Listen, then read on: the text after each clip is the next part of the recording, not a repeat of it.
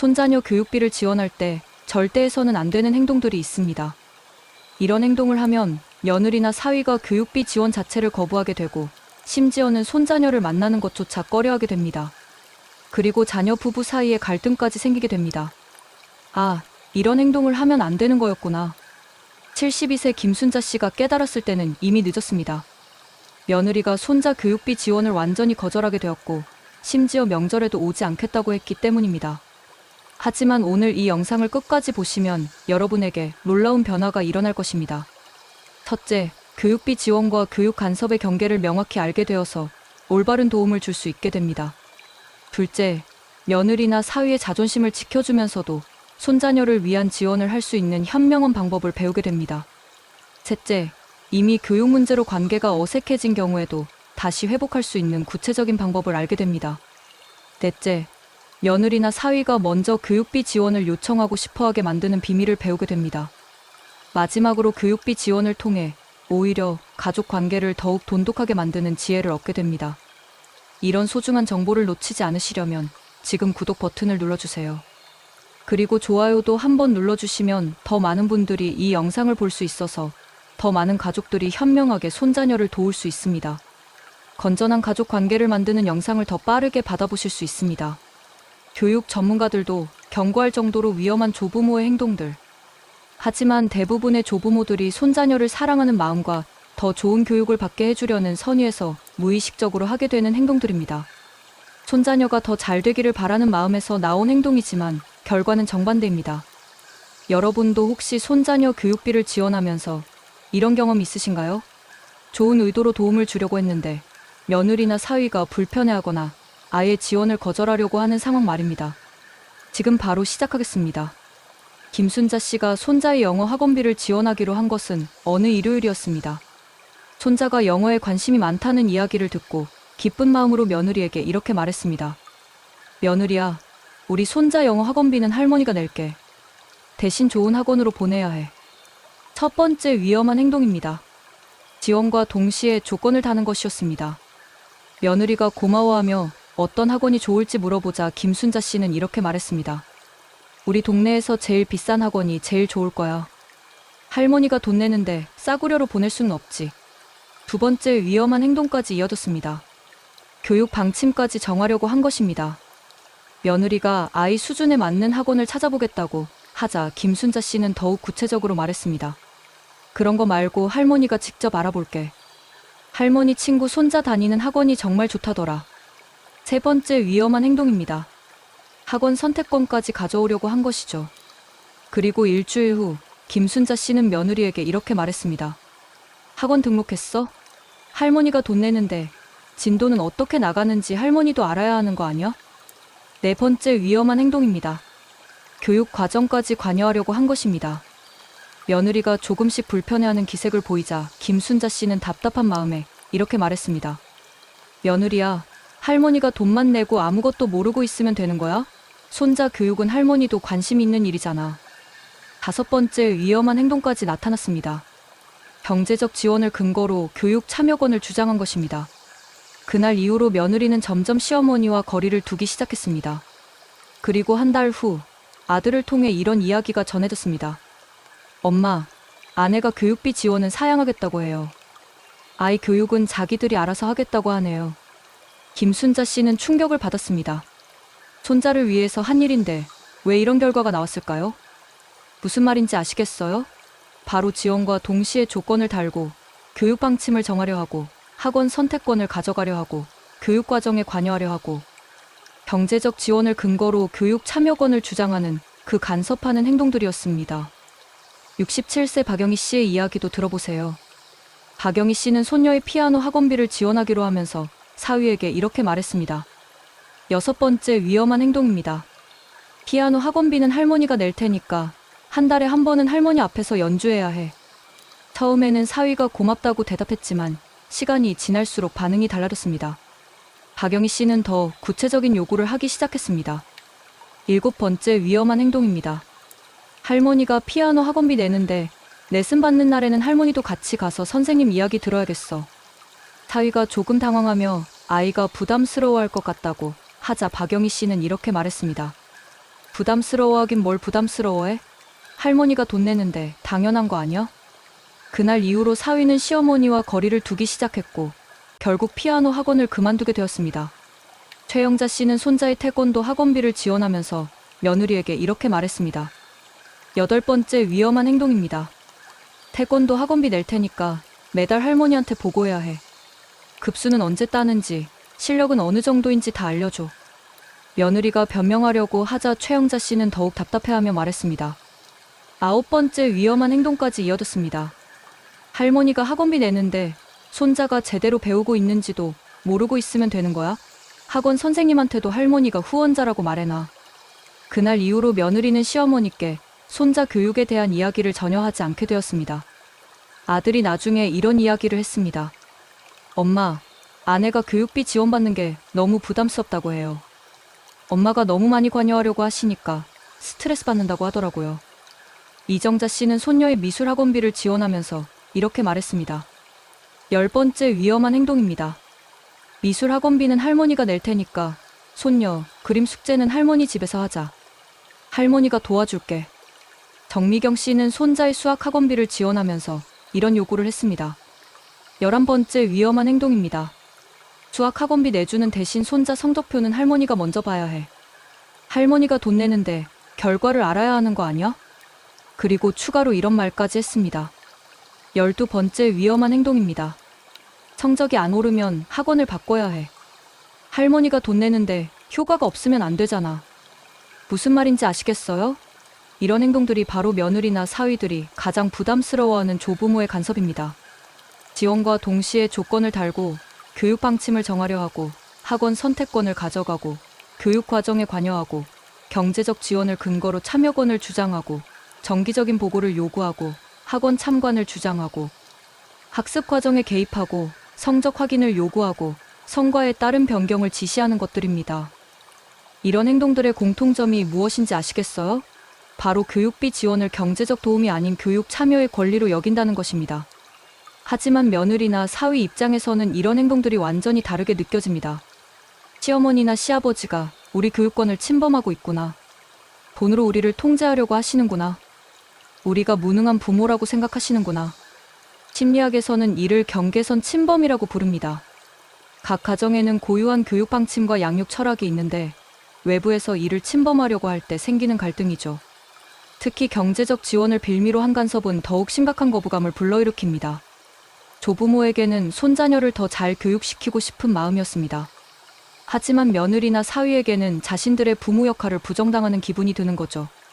이런 차이를 인정하지 않고 경제적 지원을 근거로 교육권을 주장하면 관계는 악화될 수밖에 없습니다. 그렇다면 어떻게 해야 며느리나 사위의 자존심을 지켜주면서도 손자녀를 위한 교육비 지원을 할 수 있을까요? 어떻게 해야 교육비 지원이 가족 관계를 더욱 돈독하게 만들 수 있을까요? 그 해답을 찾기 위해 우리는 74세 김영자 씨의 이야기를 들어보겠습니다. 김영자 씨도 처음에는 다른 조부모들과 똑같은 실수를 했습니다. 첫째, 손자의 학원비를 지원할 때 할머니가 돈 내는데 어떤 학원에 보낼지는 할머니가 정할게라고 했다가 며느리와 관계가 어색해졌습니다. 하지만 6개월 후 둘째 손자의 수영 학원비를 지원할 때는 완전히 다르게 접근했습니다. 마법 같은 반응이 있었습니다. 김영자 씨가 한 말은 이것이었습니다. 며느리야, 우리 손자가 수영에 관심이 많다면서 할머니가 학원비를 도와주고 싶어. 어떻게 생각해? 그리고 이어서 이렇게 말했습니다. 너희가 알아서 좋은 학원 찾아서 보내줘. 할머니는 그냥 학원비만 도와주는 거야. 교육은 당연히 너희가 하는 거지. 마지막으로 이런 말을 덧붙였습니다. 아무 조건 없어. 그냥 우리 손자가 좋아하는 걸 배울 수 있게 도와주고 싶을 뿐이야. 그러자 놀라운 일이 일어났습니다. 며느리가 눈물을 글썽이며 이렇게 말했습니다. 어머니, 정말 고마워요. 이렇게 배려해 주시니까 정말 감사해요. 아이가 수영을 정말 좋아하게 되면 어머님께 자랑해 드릴게요. 그리고 그날부터 며느리는 손자의 교육 과정이나 성장 모습을 자발적으로 시어머니께 공유하기 시작했습니다. 박정숙 씨의 성공 사례도 들어보세요. 손녀의 발레 학원비를 지원할 때 사위에게 이렇게 말했습니다. 사위야, 우리 손녀가 발레를 배우고 싶어 한다면서 할머니가 기꺼이 도와주고 싶어. 그리고 이어서 말했습니다.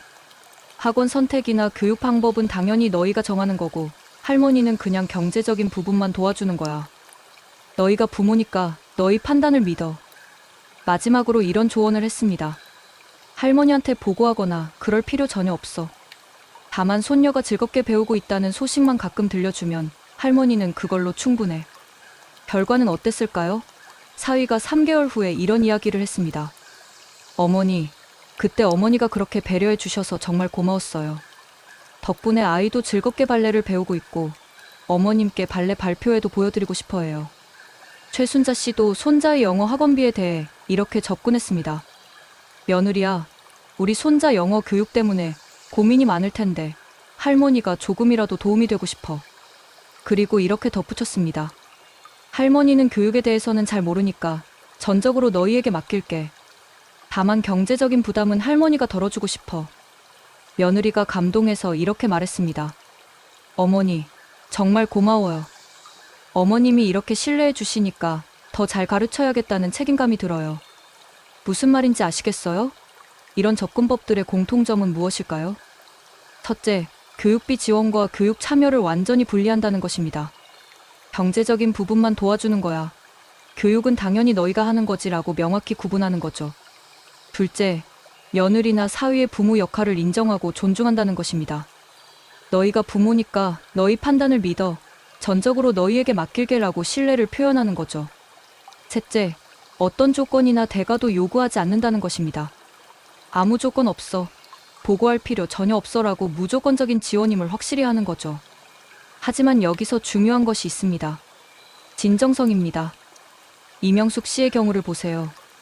이명숙 씨도 위와 같은 말을 했지만 효과가 없었습니다. 왜일까요? 조건 없이 도와줄게. 그런데 가끔 손자가 어떻게 지내는지는 궁금하니까 얘기해줘. 그리고 학원에서 뭘 배우는지도 알려줘. 무엇이 문제였을까요? 처음에는 조건이 없다고 하지만 결국 보고를 요구했기 때문입니다. 며느리나 사위는 조부모의 진짜 마음을 다 느낍니다. 겉으로는 자유롭게 하라고 하지만 속으로는 여전히 관여하고 싶어 한다는 것을 알아차리는 거죠. 그렇다면 구체적으로 어떤 상황에서 어떻게 말해야 할까요? 상황별로 올바른 접근 방법을 자세히 알아보겠습니다. 첫 번째 상황, 처음 교육비 지원을 제안할 때 윤영순 씨의 완벽한 대응을 보세요. 손자의 태권도 학원비를 지원하고 싶을 때 이렇게 말했습니다. 며느리야, 우리 손자가 태권도에 관심이 있다면서 할머니가 학원비를 도와주면 어떨까? 물론 너희가 부담스러우면 안 해도 돼. 그리고 이어서 이렇게 덧붙였습니다. 할머니는 그냥 경제적인 도움만 주고 싶은 거야. 어떤 학원을 선택하고 어떻게 교육할지는 당연히 너희가 정하는 거지. 마지막으로 이런 확신을 주었습니다. 할머니한테 보고하거나 그런 건 전혀 필요 없어. 다만 손자가 즐겁게 배우고 있다는 소식만 가끔 들려주면 할머니는 그걸로 충분해. 결과는 어땠을까요? 며느리가 감동해서 적극적으로 수락했고 그 이후로 손자의 성장 과정을 자발적으로 공유하게 되었습니다. 두 번째 상황, 이미 지원을 시작한 후 진행 상황이 궁금할 때 김순희 씨는 손녀의 미술 학원비를 지원한 지 2개월 후에 이렇게 접근했습니다.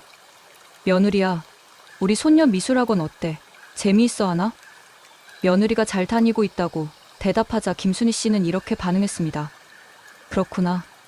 손녀가 즐거워하면 그걸로 된 거야. 할머니도 기뻐. 그리고 추가로 이런 배려를 보였습니다. 혹시 학원비 외에 준비물이나 다른 비용이 있으면 언제든 말해줘. 할머니가 도와줄게. 며느리가 이런 반응에 감동해서 손녀가 그린 그림을 시어머니께 보여드리고 싶다고 자발적으로 제안했습니다. 세 번째 상황, 사위와 교육비 지원 이야기를 할 때 홍정자 씨는 손자의 축구 클럽 비용을 지원할 때 사위에게 이렇게 말했습니다. 사위야, 우리 손자가 축구를 정말 좋아한다면서 어머니가 클럽 비용을 도와드리고 싶어. 그리고 이렇게 존중을 표현했습니다. 사위가 아빠니까 어떤 클럽이 좋을지 제일 잘 알 거야. 어머니는 그냥 경제적인 부분만 도와드리는 거니까 부담 갖지 마. 마지막으로 이런 신뢰를 보였습니다. 사위 판단을 믿어. 손자가 건강하고 즐겁게 운동할 수 있게 도와주는 게 어머니 마음이야. 사위가 이런 접근에 감동해서 손자의 축구 경기에 시어머니를 초대하게 되었습니다. 네 번째 상황, 교육 성과나 결과가 궁금할 때 서옥순 씨는 손녀의 피아노 학원비를 지원한 지 6개월 후에 이렇게 물어봤습니다. 며느리야, 우리 손녀 피아노 배운 지 꽤 됐는데 어때? 재미있게 하고 있어? 그리고 이렇게 관심을 표현했습니다. 할머니는 피아노를 잘 모르지만 손녀가 음악을 좋아하게 됐다니까 정말 기뻐. 예술적인 감성이 생기겠네. 추가로 이런 배려를 했습니다. 언젠가 손녀가 할머니 앞에서 연주해 주고 싶다고 하면 그때 들려줘. 할머니가 정말 기대할게. 며느리가 감동해서 손녀와 함께 발표회 영상을 촬영해서 시어머니께 보여드렸습니다. 반대로 피해야 할 실수들도 보세요. 최영자 씨는 처음에는 올바르게 시작했습니다. 조건 없이 도와줄게. 하지만 일주일 후에 이런 말을 했습니다. 그런데 학원에서 뭘 배우는지는 알아야 하는 거 아니야? 할머니가 돈 내는데 전혀 모르고 있으면 안 되잖아. 결과는 어땠을까요? 며느리가 이렇게 반응했습니다. 어머니는 조건이 없다고 하시더니 결국 간섭하려고 하시네요. 이정희 씨는 더욱 큰 실수를 했습니다. 손자의 학원비를 지원하면서 이렇게 말했습니다. 조건 없이 도와줄게. 그런데 우리 동네 아이들은 다 어떤 학원 다니는지 알아봐. 할머니가 알려줄게. 다른 집과 비교까지 해버린 거죠. 며느리가 어떤 기분이었을까요? 핵심은 이것입니다. 지원과 간섭을 섞으면 안 됩니다. 도움과 조건을 동시에 제시하면 안 됩니다. 며느리나 사위는 조부모가 마지막에 한 말을 가장 강하게 기억합니다. 그렇다면 정말 손자녀 교육이 걱정될 때는 어떻게 해야 할까요? 손자녀 교육이 걱정될 때는 이렇게 표현하세요. 박영자 씨의 지혜로운 대응을 보세요. 손자의 학원 성적이 좋지 않다는 소식을 들은 후 며칠 뒤에 이렇게 말했습니다. 며느리야, 할머니는 교육에 대해서는 잘 모르지만 너희가 현명하게 판단할 거라고 믿어. 다만 할머니 마음에는 우리 손자가 너무 스트레스 받지 않았으면 좋겠어. 즐겁게 배우는 게 가장 중요하니까. 이렇게 말하니까 며느리가 어떻게 반응했을까요? 어머니, 고마워요. 걱정 마세요. 아이 수준에 맞게 천천히 해보려고 해요. 그리고 다음에는 어머님께도 미리 상의 드릴게요. 조말순 씨는 손녀의 피아노 레슨에 대해 한 달 후에 이런 대화를 나눴습니다. 며느리야, 우리 손녀 피아노 어때? 잘 따라가고 있어? 네, 그런데 조금 어려워하는 것 같아요, 어머니. 그렇구나. 어려우면 천천히 하면 되는 거야. 손녀가 음악을 좋아하게 되는 게 목표니까 급할 것 없어. 며느리 판단에 맡길게. 며느리가 감동해서 말했습니다. 어머니, 정말 고마워요. 어머님이 이렇게 이해해 주시니까 더 신중하게 가르치게 돼요. 이미 교육 문제로 관계가 어색해진 경우는 어떻게 회복할 수 있을까요? 김순자 씨가 며느리와의 관계를 회복한 과정을 보세요. 1년 동안 며느리가 손자 교육에 대한 이야기를 전혀 하지 않자 김순자 씨가 먼저 다가갔습니다. 며느리야, 할머니가 그때 손자 영어 학원 이야기할 때 너무 간섭하려고 한 것 같아. 할머니가 미안해. 괜찮아요, 어머니. 아니야, 괜찮지 않아. 너희가 부모인데 할머니가 나서서 이래라 저래라 한 게 잘못됐어. 교육은 당연히 너희가 하는 거야. 며느리의 눈에 눈물이 글썽였습니다. 어머니, 사실 그때 정말 힘들었어요. 어머님이 저를 무능한 엄마라고 생각하시는 줄 알았어요. 며느리야, 할머니가 그런 생각 전혀 안 해. 오히려 며느리가 우리 손자를 정말 잘 키우고 있다고 생각해. 앞으로는 교육비만 도와주고 다른 건 전혀 간섭하지 않을게.